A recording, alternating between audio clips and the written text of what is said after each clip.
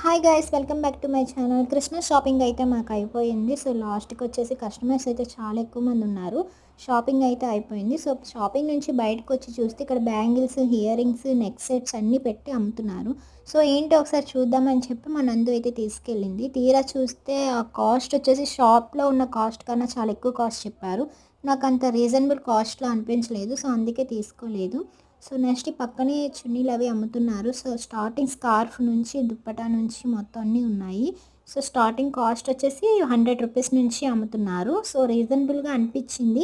So మాకు match అయిన dress మీదకి కరెక్ట్గా మ్యాచ్ అయిన చున్నీ అయితే దొరకలేదు. సో అందుకే మేము తీసుకోలేదు. సో కొంచెం ముందుకెళ్తే అక్కడ ఇయర్ రింగ్స్ అన్నీ ఉన్నాయి. స్టార్టింగ్ 100 రూపీస్ అంటే ఇయర్ రింగ్స్.